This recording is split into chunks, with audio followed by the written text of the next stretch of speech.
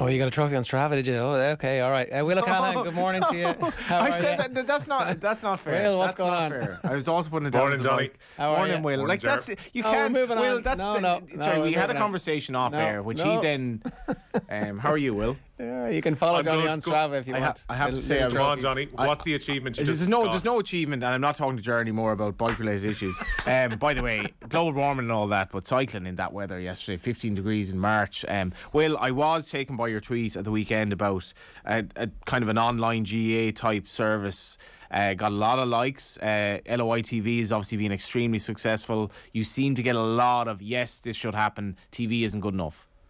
Yeah, look, you get a few people who are going to say financially this could be difficult to implement, but I think it would be that tricky to do, really. I'm surprised the GA haven't done so already. Like, the very basic model you're looking for here is the opportunity to be able to watch games on demand after they've already taken place. For an expansion of streaming for fixtures that aren't going to be shown on free to air, like, not for a moment would I suggest that TG Car or RTE shouldn't be showing games free to air. I think that's crucial for the GA to actually get their message out there. But at the same time, there's plenty more action that's taken place.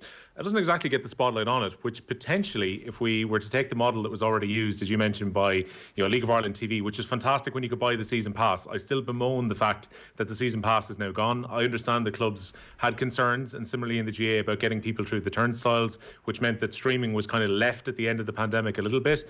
But I think for people who just have a more general interest in catching games, catching stories, being able to casually watch matches and maybe look back at them, a lot has been lost by the streaming services not being available right now. And I think with the GA, they've got like an incredible potential archive there if they were to curate it properly. You could go back and watch classic matches. You could have a midweek magazine show. This is something that should be driven by the GA themselves through YouTube and their website. And I genuinely believe that there would be a subscription base that would come in to offset the costs on it as well. I'm fairly sure they're looking into all that stuff, to be honest, and it's like one of those things that will be a byproduct. It's imminent. There's small difficulties, I think, they have to work out with the individual county boards, because the county boards had been generating income from streaming, and there was a bit of pushback about those games not being on TV. When they had the opportunity to put them on TV, they would put them behind a paywall because it was going to generate more money from them. So once all that is worked out, you will start seeing, I suspect, a proper online service housed in Croke Park and run by the GA. I'm fairly sure that's coming. Let's get on to events on the pitch, because the Hurling Pod is back this week. I just want to, this bit in particular, Davy Fitz in the paper today saying Austin Gleeson needs to wise up a little bit. The 2016 Hurler of the Year, he's going to miss, as it stands, Saturday's National League final against Cork. Obviously they're going to appeal, but James Skehill and Paul Murphy have little sympathy for him. It's not going to change Liam Cahill from picking Austin Gleeson, of course not. But like for Liam Cahill there now, he's kind of looking, going, is this fella capable of doing it now in All Ireland semi-final? And it's definitely something you could see. The cameras cut to Cahill on the sideline. You could see he was there going. He was just so annoyed with it. Like, and they were hammering Wexford at this stage. But you could just see the reaction of him going, what was that for? No more than the rest of us. Everybody else was thinking the same thing. Like you said, completely needless in the situation. He could have said something to him. He could have told Simon Donoghue, look at the scoreboard. He could have told anything. The fact he bought it is just, I think it's just disappointing from a Waterford point of view that, there was nothing else on the line here now, and now he's not in the league final. It's a very disappointing from Waterford angle. Is there any issue, lads, with the way that Donoghue went down? I mean, like the amount of force, for anyone who's got a flick in that kind of region before, sometimes the flick is worse than a full-on hit anyway. He hits the ground, but it seemed, to give him some credit, he tried his best to not get Ozzie Gleeson sent off when the referee John Keenan came over to produce the red card after speaking to the umpire. Some people have accused him of taking a dive or going down softly to get him sent off. I'll give it to you first, James. What did you make of the incident? Well, I'm just assessing the context. So the context is that Simon Donoghue is getting bet a large amount of points at the moment and saying Ozzie Gleeson's up. Ozzie Gleeson does the action, does the intent, and Simon Donoghue goes down. Fair enough, you can say he went down softly, but if you're a person and you're looking to blame Simon Donoghue first as opposed to blame Ozzie Gleeson, I have an issue with that. Like, that's not, like, granted, yeah, you can say it's a bit soft and he should have stood up and he probably didn't connect perfectly and probably grazed off his thigh. So be it. Fair enough. Can we say Simon Donoghue should have stood up? Probably should have, yeah. But then I would take more focus and put it on Ozzie and say the action by Ozzie was worse than the action by Simon Donoghue. And again, as I repeat, if you're looking at Simon Donoghue and trying to attribute blame to him, you need to look at yourself then after that, because like the damage that Ozzie does to his team, is far greater than what Simon does to his team. Do you know what I mean? So Like, it just shouldn't have happened, you know, and especially in that position. And Paul is 100% right. If you're 19 points out, turn around, laugh at him, and point to the scoreboard and jog on. Get out of there. You know, and move on then for 7 days' time. Don't be getting involved in these needless antics especially when there's so many cameras and eyes and everything on you. You don't get away with it. Like, if you want to hit him a good jostle, fair enough. Like, you probably won't get a red card for that. But Jesus, get your ass out of town and get ready for the next ball. Simple as that. That kind of region was the terminology that I took from that piece, which I thought was quite nicely put, Will. Yeah, like just such a moment of madness though as well, Johnny, when you think about it. Like, and it would raise questions about Austin Gleeson's mentality when it comes to big moments like that, because Simon Donoghue pushes him into the hoardings at Nolan Park, and that's the genesis of the incident that takes place.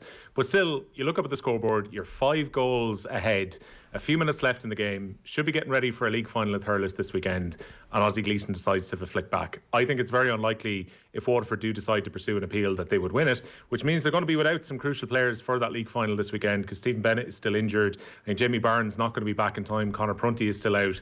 But Liam Cahill has developed this panel where guys have been able to just plug in and play and fit into the system. And they have shown so far that they probably have the deepest panel in the country. I just wonder if it might come back to haunt them slightly when it comes to the Tipperary game in a few weeks' time in the Championship. Why do you think it's going to have an impact on the Tip game? I think because... Two elements. I think there's going to be a kickback in Tipperary after their defeat against Waterford at Walsh Park. I think Tipperary will not be as open as some of the teams that Waterford have played in recent weeks. It's remarkable that they scored 18 goals in 6 games in the National Hurling League this year. They were helped a lot by the way Wexford left open spaces in their defence last weekend at Nolan Park. But I think you need those key players to come back in if you're Waterford for the Tipperary game, because it's going to be a step up in intensity when it comes around to that fixture on the 16th of April.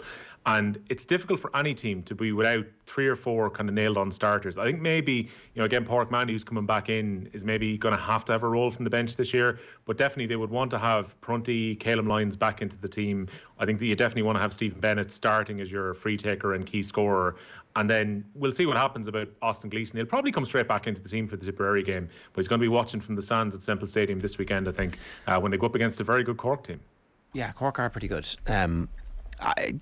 Austin Gleeson has a little bit of that in his game, right? And if you remember, Wayne Rooney would have had something similar where occasionally he would get sent off, and now it turned out Wayne Rooney had anger issues that he has now spoken about that were connected to all sorts of different things in his life. But if Gleeson... The notion that Gleeson needs to play on that edge to still be Hurler of the Year candidate, I don't really buy that. I think that they need to get their hands around it and take it from there. Look, Jared, at this stage, he's got 6-7 championship years behind him since his breakthrough year in 2016. Can you change that? Yeah, you can.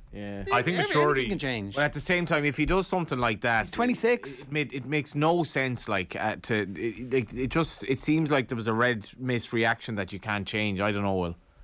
I think you have to show maturity. Like, if you're going to help your team out, as Paul said in the clip that we just played, the risk isn't when Ozzie Gleeson gets sent off in a situation like the weekend. It's if they have to play against a Kilkenny or a Galway in an All-Ireland semi-final. And next thing, players get the feeling that you can get in his head. You can maybe talk to him, maybe give him a dirty stroke off the ball and see if you can get him a red card. We saw that happen with a few Limerick players earlier on in the league as well. I have no doubt the players are going to be on high alert in the opposition.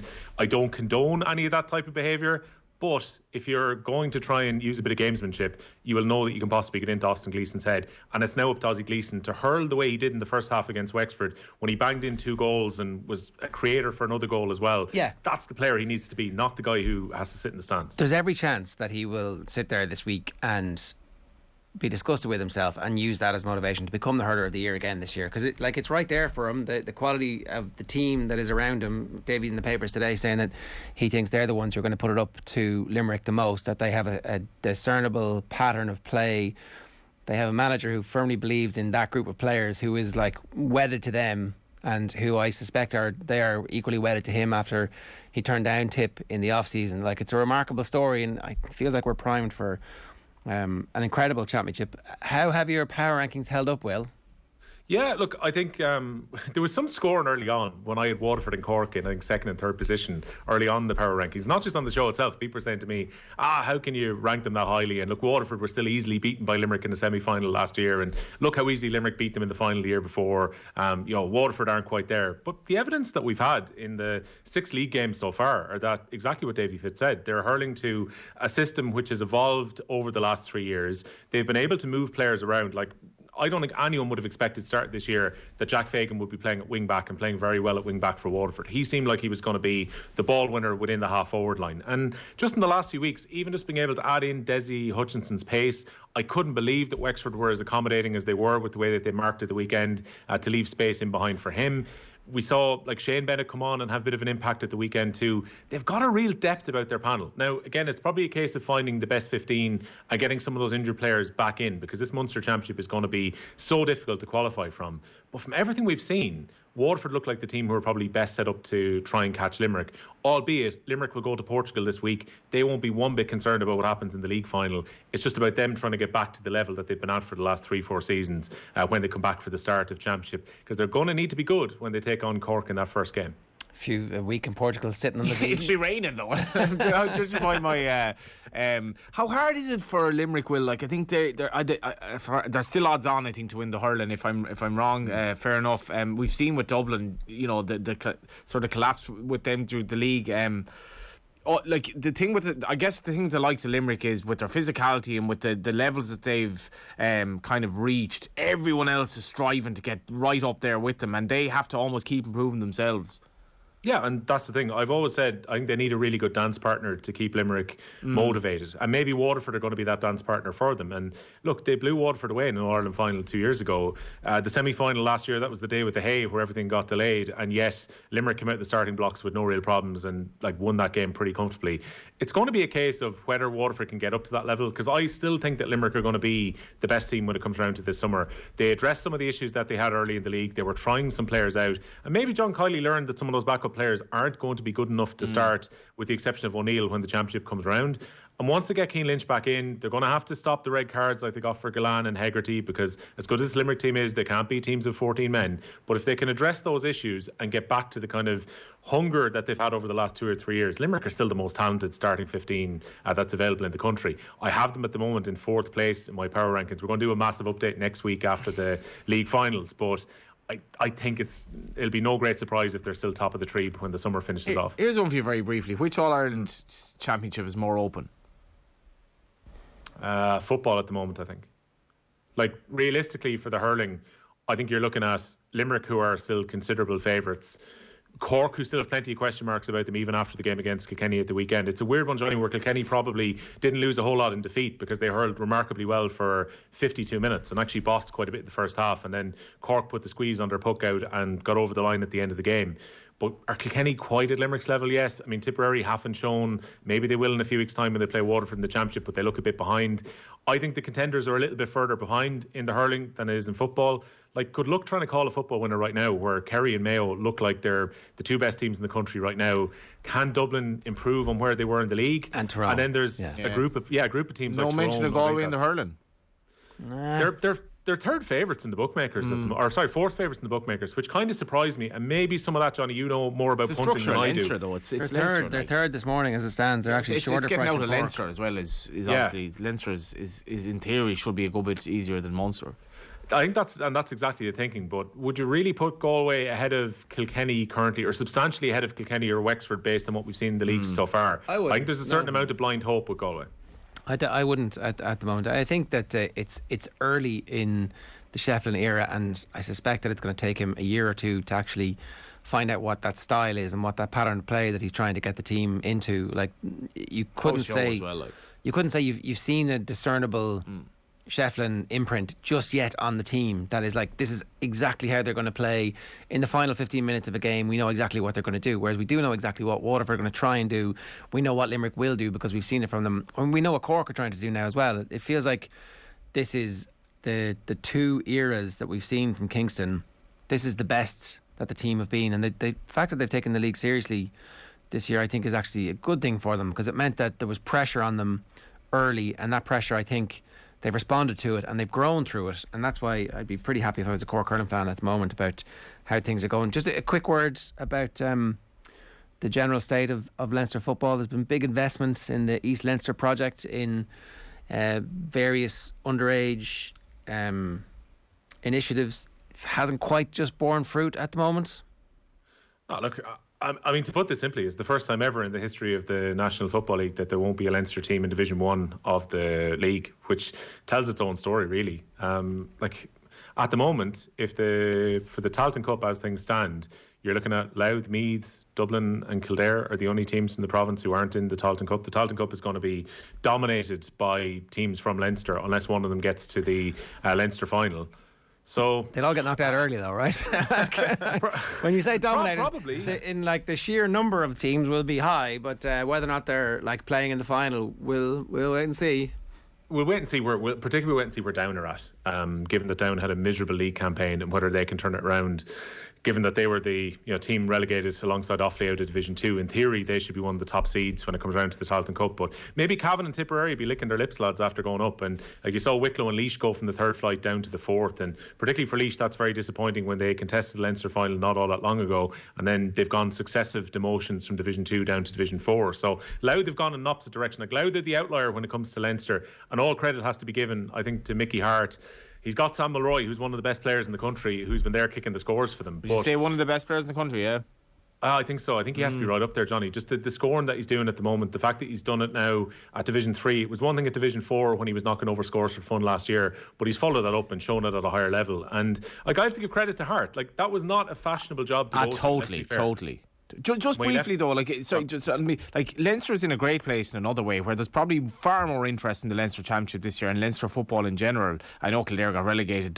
Forget about Dublin getting relegated, because that's just kind of it's a ruse. And then you actually have a reasonably compelling Leinster Championship for the first time in a long time. It would be an almighty championship if Dublin weren't in it, and I've felt that for the last few years. It's not that the quality of football will be incredibly amazing, because these teams are not playing at the very top of the tree, but it's very competitive, and the local rivalries are still there. And like, look, because the Green proposal has gone through, we may as well embrace that the provinces are going to be here for at least 3 more years to come. No, and not embracing it. You're right, they will be here, but I'm not embracing it. The provincial competitions are shite.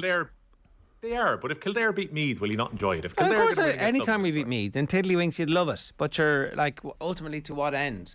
It would have been much better if we were beating Meath in a league-based system where next year we were going to play them away, and it would be like a raucous Navan and a raucous Newbridge, as opposed to, I mean, look, it looks like the Leinster semi-finals might not be in Croke Park, which is a progressive move from the Leinster Council. So anyway, look, we're out of time. We get sucked into a plan B. We get sucked into Saipan. I blame everybody else. I'm taking no responsibility for any of that today. Will, good stuff. The Hurling Pod is live every Monday. Thanks very much for that. You can get it with Will and the two lads. It's been great stuff, and obviously it's going to be great as the season kicks into overdrive from this point forward. The Football Pod is also out at the end of the league, and looking forward to the league final